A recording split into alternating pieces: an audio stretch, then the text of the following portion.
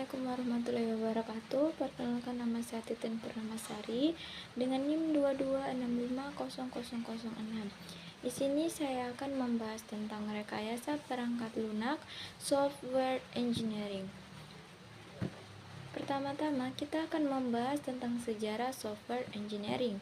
Sejarah software engineering dimulai pada akhir 1950-an dan awal 1960-an. Ketika istilah software engineering pertama kali digunakan, pada masa itu masih terdapat debat tajam mengenai aspek engineering dari pengembangan perangkat lunak.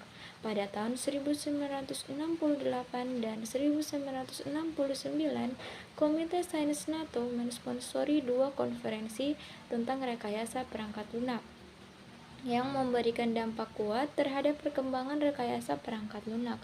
Banyak yang menganggap bahwa dua konferensi inilah yang menandai awal resmi profesi rekayasa perangkat lunak.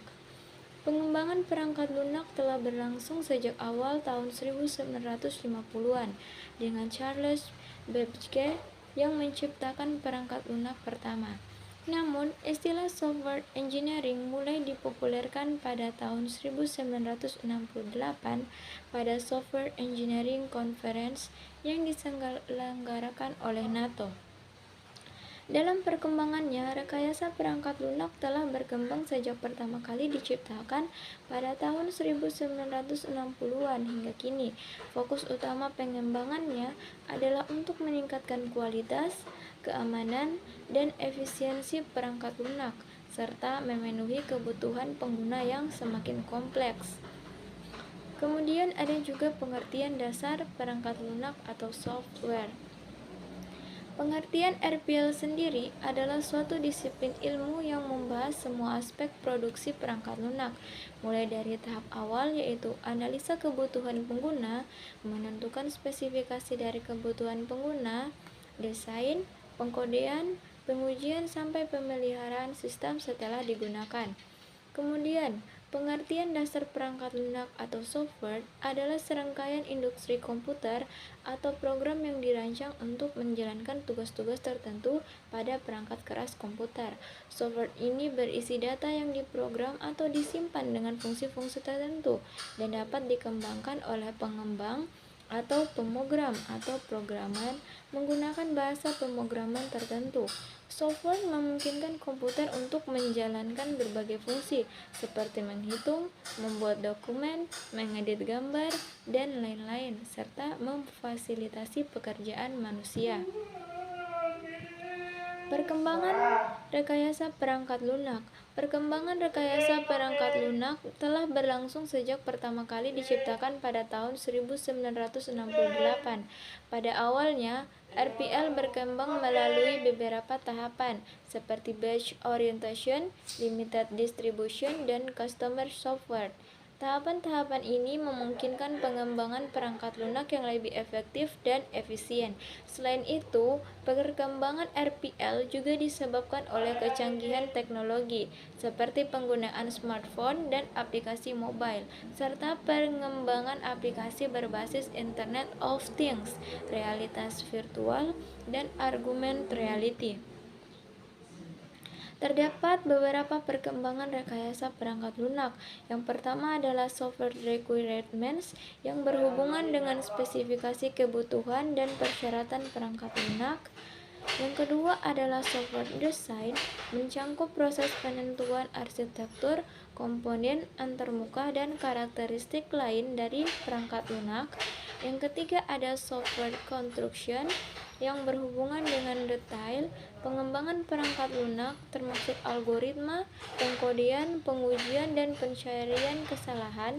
Yang keempat ada software testing, meliputi pengujian pada keseluruhan perilaku perangkat lunak. Yang kelima ada software maintenance yang mencangkup upaya-upaya perawatan ketika perangkat lunak telah dioperasikan. Yang keenam ada software configuration management yang berhubungan dengan usaha perubahan konfigurasi perangkat lunak untuk memenuhi kebutuhan tertentu.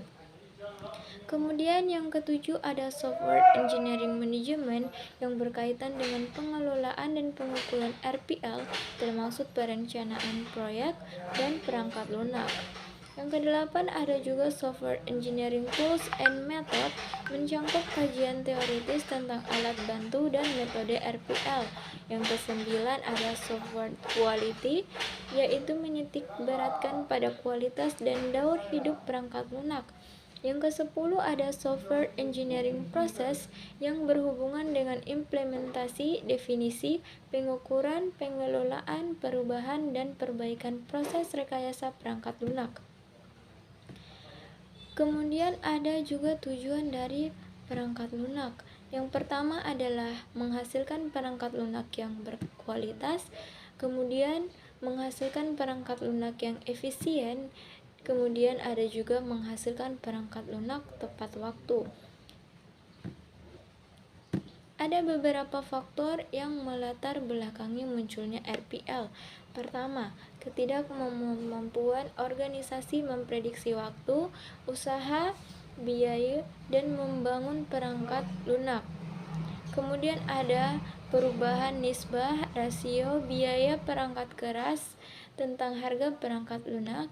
Kemudian ada kemajuan pesat perangkat keras, kemajuan dalam teknik-teknik pembuatan perangkat lunak, tuntutan yang lebih tinggi tentang jumlah perangkat lunak, tuntutan yang lebih tinggi tentang mutu perangkat lunak, meningkatnya peran pemeliharaan. Ada beberapa macam tipe-tipe software. Pertama, sistem software yang merupakan sekumpulan program yang ditulis untuk melayani atau menunjangkannya. Kemudian ada juga application software yang merupakan program standalone yang digunakan untuk menyelesaikan kebutuhan bisnis tertentu. Yang ketiga adalah engineering and scientific software yang merupakan software yang dicirikan dengan algoritma numerik. Yang keempat ada embedded software yang merupakan software yang disimpan dalam memori tetap atau ROM. Kemudian ada juga product line software yang merupakan software yang dirancang untuk menyediakan kemampuan khusus. Kemudian ada web application atau web apps yang merupakan software yang berpusat pada jaringan. Dan terakhir ada artificial intelligence software yang merupakan software yang banyak menggunakan algoritma non-numerik dalam memecahkan masalah kompleks. Oke, sekian dari saya. Apabila ada lebih dan kurangnya mohon dimaafkan. Wabillahi taufiq wal hidayah. Wassalamualaikum warahmatullahi wabarakatuh.